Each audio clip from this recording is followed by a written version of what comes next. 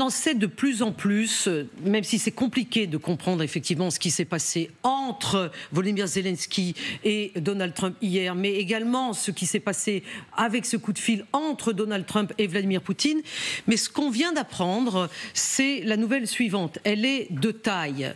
Lors du coup de fil entre Donald Trump et Vladimir Poutine, c'est-à-dire à la veille de la rencontre du président américain avec le président ukrainien, Vladimir Poutine aurait dit au président américain qu'il était prêt à abandonner le contrôle sur la région de Donetsk, la région ukrainienne de Donetsk qui est occupée par la Russie, en échange d'abandon par l'Ukraine de morceaux de Zaporizhzhia et de Kherson.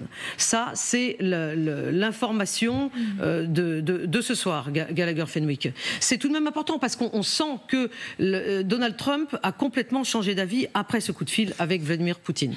Effectivement, l'image qui me vient à l'esprit, c'est celle du tir à la corde. Et donc, s'il faut mettre un mot sur l'émotion qui est sans doute ressentie par beaucoup d'Ukrainiens et d'Ukrainiennes, à commencer par Volodymyr Zelensky, c'est la frustration. Parce que je pense que la délégation ukrainienne s'est dite qu'il y avait un coup à jouer dans le sillage de ce que Donald Trump perçoit comme étant une grande victoire sur le dossier proche-oriental, et de se dire, on va profiter de ce moment d'ébullition et d'autosatisfaction. Oui, il surfe sur ce succès. Oui, et d'ailleurs, c'est ce que Zelensky fait. Dès le début, il dit, écoutez, immense félicitations d'avoir fait ce que personne d'autre n'a réussi à faire. Vous savez quoi ? Ni de une ni de deux, enchaînons les deux et faisons la paix avec l'Ukraine et la Russie. Et à partir de là, les choses se sont relativement rapidement tendues, aigries, avec, et on vient de l'entendre, Donald Trump, qui, c'est pour ça que je parle du tir à la corde, après s'être, semble-t-il, rappelez-vous, il y a quand même eu un message sur Truth Social, où il dit, vous savez quoi, l'Ukraine peut reprendre tous ses territoires.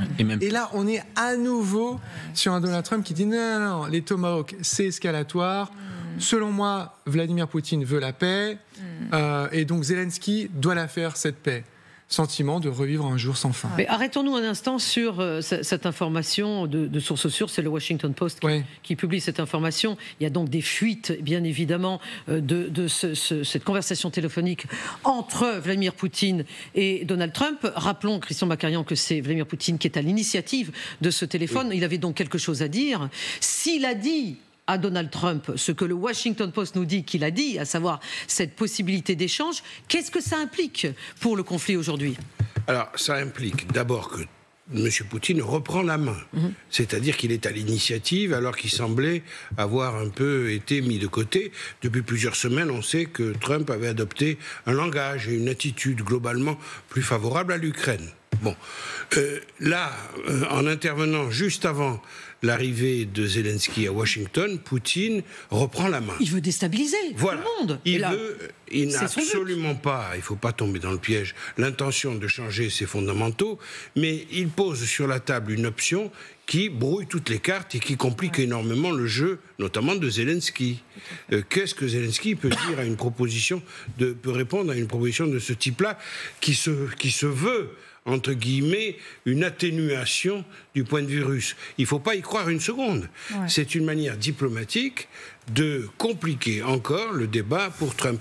Et vis-à-vis d'un homme ça s'appelle une négociation. Ça s'appelle une négociation, mais vis-à-vis d'un homme comme Trump, qui n'est pas spécialement affûté sur ce dossier et qui confond beaucoup de choses et qui ne regarde pas les cartes, puisque quand Zelensky lui montre des cartes, les mêmes informations provenant du Washington Post nous assurent que M. Trump n'a accordé aucun intérêt aux cartes pourtant très simples que lui avait apporté M. Zelensky. Des cartes de cible potentielles. Des cartes de cible potentielles. Trump a balayé ça d'un revers de main. Donc Poutine, quelque part, a encore la main en faisant des propositions de modération entre 13 paires de guillemets par rapport à ses appétits initiaux. Ludmila Toteva, restons un instant sur ce qui a fuité de cette conversation entre Donald Trump et Vladimir Poutine, puisque le Washington Post écrit que, et ça c'est vrai, il s'agit d'une revendication territoriale, celle qu'a énoncée Vladimir Poutine, un peu moins vaste que celle qu'il avait prononcée au mois d'août lors du sommet d'Anchorage, mais il reste dessus. Mais surtout, ce qui est important, c'est que certains responsables à la Maison-Blanche ont qualifié cela de progrès. C'est-à-dire, pour certains responsables de la Maison-Blanche, c'est un progrès dans la négociation en cours. par rapport à ce que Poutine leur a dit et leur a promis. Est-ce que c'est la première fois qu'on entend la promesse de la part de Poutine de ne pas faire ou de faire des choses et après on ne voit pas des choses se passer en réalité? Le problème qui était très justement décrit par Serge Makarov, c'est que justement il y avait une piège que Poutine a tendue à Trump et à nous tous. C'est-à-dire de faire en sorte que toutes ces cartes à jouer qui pourraient être vraiment une victoire éclatante de Trump et de l'Ukraine sur ce dossier-là, d'avoir franchement le cessez-le-feu, tout ça, ça a volé un éclat parce qu'il a fait comprendre à Trump, encore une fois, comme quoi Poutine, il veut la paix aussi. Parce qu'en fait, une chose sur laquelle Zelensky et Trump ne sont pas d'accord. Sont radicalement opposés, vous pouvez dire. Justement. C'est justement sur la vision de chacun, une vision différente de ce que veut Vladimir Poutine. Justement. Et en Ukraine, en quoi ça change finalement, même cette proposition-là? Est-ce que ça change radicalement la volonté de Poutine de détruire l'Ukraine ou de se donner tous les moyens, même s'il faut 3-4 ans, le temps de présidence de Trump, pour détruire ville par ville, petit à petit, toute l'Ukraine? Ça ne change rien, cette volonté de Poutine. Et en plus, aujourd'hui, ce qu'on voit, c'est que les Européens, parce qu'il y avait aussi cette... On va y revenir aux Européens, bien évidemment. Mais ils sont mis à mal, parce que les États-Unis sont en train de refaire de zéro. Moi, j'ai l'impression que je revois justement ce que Gallagher vient de dire. On repart à zéro. On repart à zéro, c'est terrible, parce qu'il y a une chose très simple que Trump refuse de comprendre, c'est que Poutine ne veut pas la paix en Ukraine. Ça, il n'est pas d'accord avec ça. Et il n'est pas d'accord, voilà. Nicolas Richoux, si effectivement cela avait lieu, c'est-à-dire ce que Vladimir Poutine aurait proposé à Donald Trump, à savoir que Vladimir Poutine, que la Russie conserve la totalité de la région de Donetsk en échange du fait que les Ukrainiens... Non, que la Russie conserve en échange que les Ukrainiens lâchent des morceaux de Zaporizhzhia et Kherson. Comment fait, militairement... C'est l'inverse. En fait, ce que Poutine demande, il dit donnez-moi tout Donetsk et je vous lâcherai des morceaux. Voilà, Zaporizhzhia et Kherson. Il conserve, la Russie conserverait tout Donetsk. L'entièreté de Donetsk, et en échange, il y aurait des concessions sur Zaporizhzhia. Certains morceaux de Zaporizhzhia et de Kherson. Voilà ce que propose Vladimir Poutine. Militairement, comment ça serait faisable ? Alors, militairement, tout est faisable. Il suffit de reculer la ligne de front si jamais il y a un accord de paix. Mais d'abord, il faut qu'il y ait un cessez-le-feu. D'abord, c'est la première chose. Donc, on ne peut pas aller directement à l'accord de paix. Non, bien sûr, entendu que non. Non, parce que après, le diable est dans les détails. C'est ce que souhaitent les Russes. Oui, mais quand vous dites je garde Donetsk, ça, c'est à peu près, ils l'ont. Donc ça, on comprend, ils le gardent. Maintenant, quelle portion ils vont rendre du côté de Zaporizhzhia et Kherson aux Ukrainiens? Il va falloir qu'on trace une ligne de front. Ça risque de demander mois pour s'accorder sur les territoires qui sont rendus ou qui ne sont pas rendus aux Ukrainiens. Selon la constitution russe, en plus, Zaporizhzhia et Kherson, dans leur totalité, appartiennent déjà à la Russie. Absolument. Donc moi, je pense, étant un peu observatrice de ce qui se passe en Russie depuis un certain temps, que Vladimir Poutine ne daignerait rien rendre. Il veut garder ce qu'il a déjà acquis et il considère que le reste, là où sont les Ukrainiens... leur revient, c'est tout. Alors, donc ça n'est même pas une concession. Peut-être qu'il veut leur concéder la ligne de front là où ils sont en disant voilà. Mais honnêtement, c'est une belle manœuvre d'évitement. Moi, je suis absolument contre Christian Macarian. C'est une manœuvre d'évitement. C'est assez brillant d'ailleurs parce qu'il cisaille les jarrets de Zelensky la veille de son arrivée à Washington. Il va visiter les usines de Tomahawk et puis après on lui dit il exerce une fin de non-recevoir. Mais dans la pratique, on n'imagine pas que Vladimir Poutine va renoncer à ce que sont les frontières officielles de la Russie selon la constitution russe. Aurélien Duchesne, simplement, je dis diplomatiquement, c'est brillant dans le sens où, effectivement, Vladimir Poutine voulait faire dérailler cette rencontre avec Zelensky et de facto, il l'a fait dérailler. Oui, et surtout qu'il appuie sur un des rares points où justement Trump pense qu'il y a de quoi faire un deal, c'est-à-dire les territoires. Parce que comme ces territoires ne sont pas souverainement ceux des Russes, même s'ils le revendiquent, comme vous l'avez dit, par leur constitution, mais ceux des Ukrainiens, il est beaucoup plus facile pour les Russes de transiger sur l'intégrité territoriale de l'Ukraine que pour les Ukrainiens.